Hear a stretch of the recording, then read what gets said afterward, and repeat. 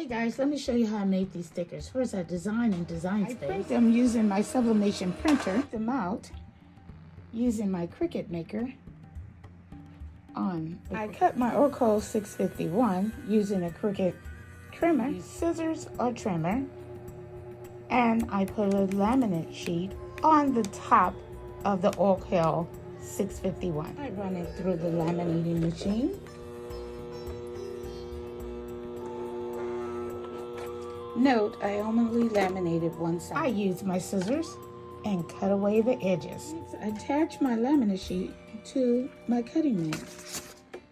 Next, I cut out the shapes. Tape each image to the cutout. Place it inside butcher paper. Side up, a silk paper on the top side.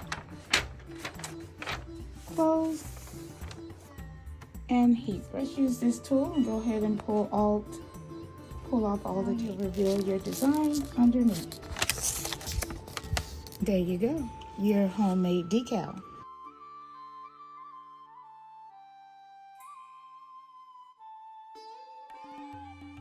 And there you go. You have your waterproof homemade decal to use as you please. And when you're ready, just peel it back.